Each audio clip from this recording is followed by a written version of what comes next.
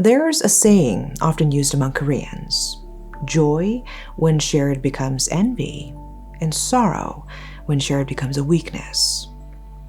It's quite sad, but in many cases, this saying seems true. That's why we all must be more careful when sharing good news. A lot of people dream about winning the lottery, hoping it'll change their lives. This dream actually came true for a taxi driver in the Philippines when he won 19 million pesos. But this sudden fortune didn't just bring him and his family wealth, it also led to his death. Who exactly planned the robbery and murder of this lottery winner?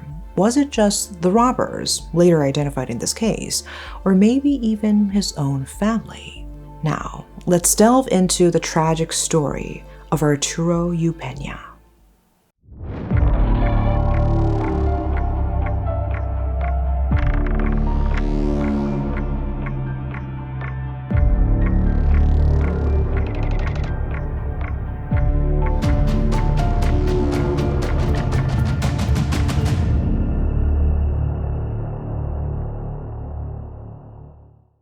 It was the early morning of October 28, 2002. Police got to the crime scene and saw Arturo face down on the floor, covered in blood, at his home in Antipolo City. Arturo had been shot several times, including in his neck and stomach, but the shot that killed him hit his chest.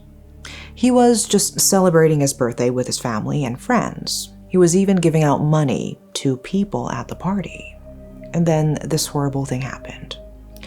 Who would do that? Reports started coming in, but it was still a mystery. Arturo Eupeña, a 58-year-old taxi driver, had one big dream before retiring: to become an instant millionaire and leave behind a life of poverty.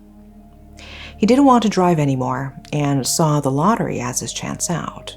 Arturo often told his best friend that if he ever won the lotto, he'd buy all the land near his home and give it to his neighbors.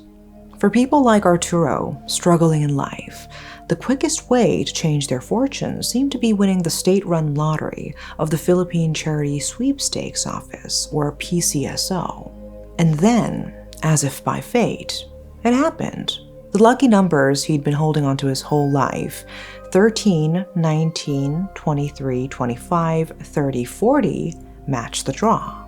On October 12, 2002, a ticket bought by his wife won the jackpot, bringing in 19 million pesos. That's around 340,000 US dollars, but considering it was the year 2002, it was quite a fortune. The longtime bettor's dream had finally come true, a change that would drastically alter his family's life, but also lead to his death. Arturo was known as a kind and helpful man, liked by everyone. When he renovated his house, he took good care of the construction workers, providing them with meals throughout the day and even offered them alcohol and cigarettes. After winning, it wasn't surprising that he celebrated almost every night, hosting feasts at his home.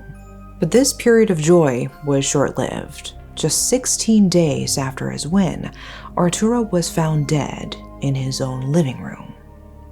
According to Arturo's close friends, his family initially kept their lottery win a secret for safety reasons. Being cautious was a natural reaction.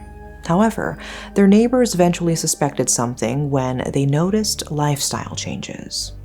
Reports later surfaced that the family had given 5,000 pesos to each relative and 500 pesos to each neighbor as a gesture of goodwill. They bought a new van worth 1.3 million pesos, began major renovations on their house in one of Antipolo's poorer areas, and hired about 22 workers for the project. To protect against potential robbers, Arturo purchased a caliber .45 semi-automatic gun. His instincts were spot on, as he would soon need it for protection. Arturo officially celebrated his 58th birthday on October 25th. Guests from Bicol province joined the local neighbors for the feast. This party was an extension of the nightly celebrations that began on October 12, the day of their lottery win. The party, featuring a roast calf and 4 roast pigs, went on until after midnight and continued the next night, with relatives and friends celebrating until the early hours of the following morning. On the night of October 27th, a few hours before the murder, Arturo's cousin, Domingo Galarrosa, left the ongoing celebration outside Arturo's house to rest. Well past midnight, Arturo woke Domingo and asked him to clean up, as the party had ended. Before going to sleep, Arturo asked Domingo to feed the cats at the back of the house. While heading back through the kitchen, Domingo spotted several armed and masked men entering the house. He immediately hid himself, watching them confront Arturo, and fearing for his own safety, he fled the scene. Shortly after, shots rang out. Reynan Eupeña, Arturo's adopted son, was sleeping in the living room when the front door slammed, waking him up. He was startled to see Arturo and Guatno, Arturo's best friend, rushing inside. Arturo was armed with his newly purchased gun. Moments later, masked men burst in and forced Arturo into his room, leaving Guatno in the living room with Reynan. Reynan was ordered to bow down near the telephone. Guatno then ran outside, hiding in the store owned by the Eupeñas, and eventually jumped over a wall to escape.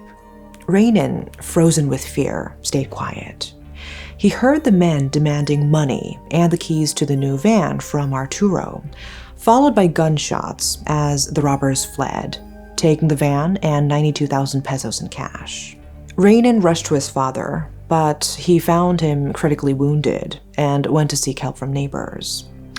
Reynan was shocked when Guatno refused to assist in taking Arturo to the hospital, instead closing his door on Reynan.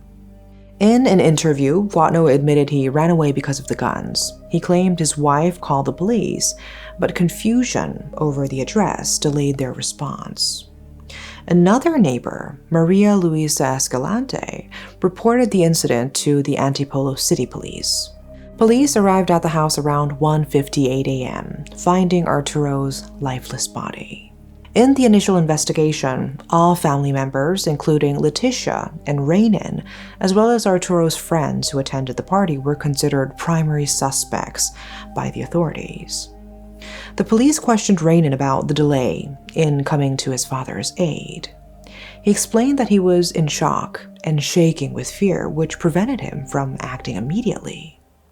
And strangely, Leticia, Arturo's wife, was not at home that night when her husband was shot. So she also came under scrutiny when she didn't return home following Arturo's death. Rumors circulated in the neighborhood suggesting that Leticia might have planned her husband's murder to keep the lottery winnings for herself. Another suspicion arose from reports that Arturo had allegedly refused to add Leticia as a co-depositor in a bank, possibly causing her to harbor resentment. But Leticia eventually presented herself to the Antipolo City Police Chief to clear her name. She willingly underwent police questioning and denied any involvement in Arturo's murder. Leticia explained her absence, saying she deliberately stayed away because she feared the killers might target her next. She mentioned that the family was in distress and mourning Arturo's loss. She also revealed that on the Sunday before the murder, she had noticed some suspicious men near the house. It remains unclear if she had warned Arturo about this. But anyways, feeling uneasy, she decided to take her daughter Melanie and stay with relatives at Camp Crane, the National Police Headquarters in Quezon City, leaving Arturo and their son to watch over the house. Leticia expressed frustration over Arturo's non-stop drinking and partying since winning the jackpot, considering it reckless. Arturo, on the other hand, saw it as a celebration of their life's sudden turn for the better. As the investigation progressed and statements from Domingo and Reynan were taken, the Antipolo police quickly followed a promising lead. Witnesses reported seeing the suspects board a tricycle after driving the Eupeña's van to a nearby neighborhood called El Dorado. Police managed to locate the tricycle driver, identified as Arturo Eupeña. During questioning, Omega confessed and revealed the van's hiding place. This discovery led to a series of arrests. Roger Regalario, responsible for safeguarding the gun used in Arturo's murder, was arrested along the road of Kupang, close to the crime scene.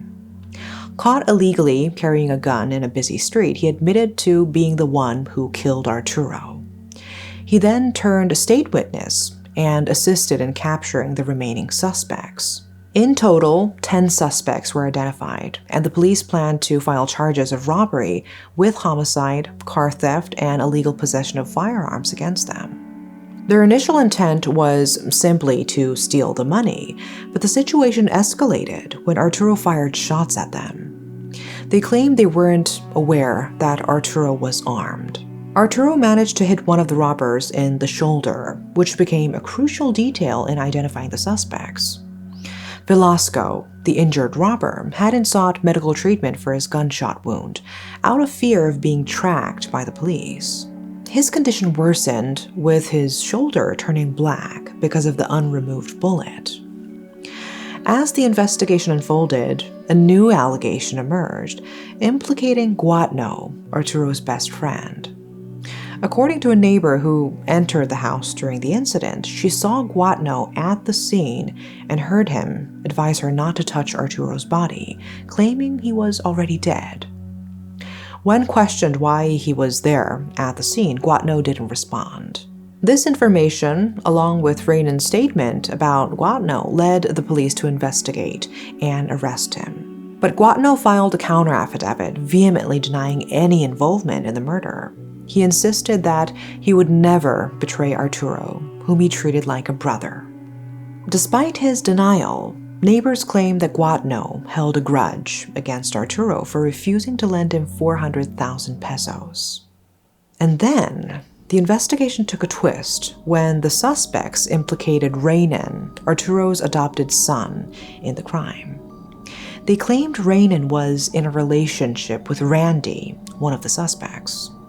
According to them, Raynan frequently gave Randy large sums of money, informing him about his father's lottery win.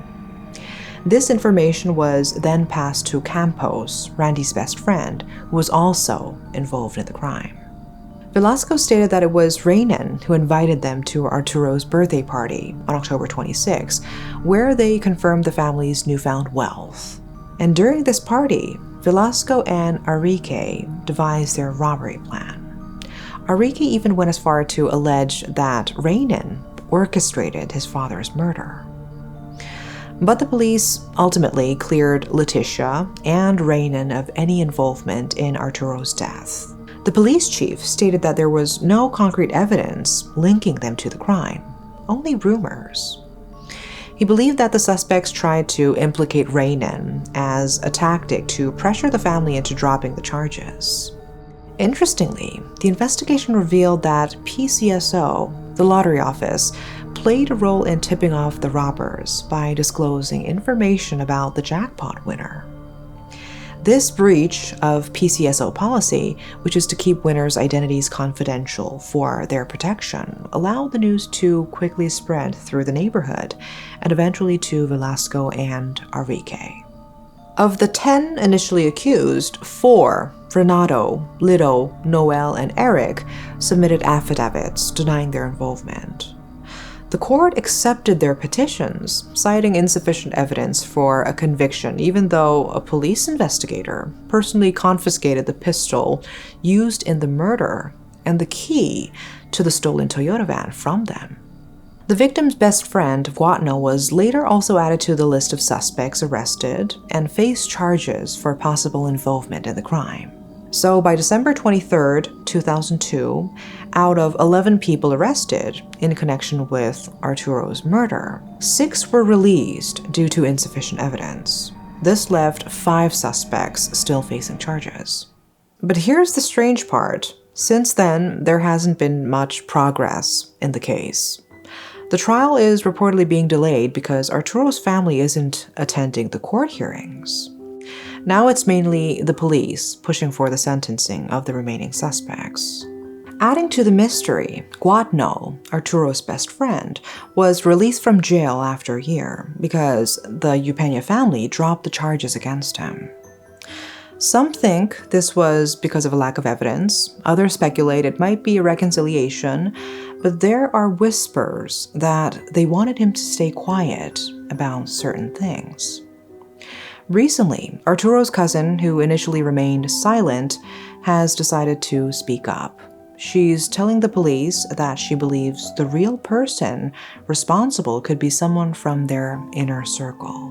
There's a widely discussed suspicion among relatives and neighbors that Leticia, Arturo's wife, might have colluded with Raynon, their adopted son.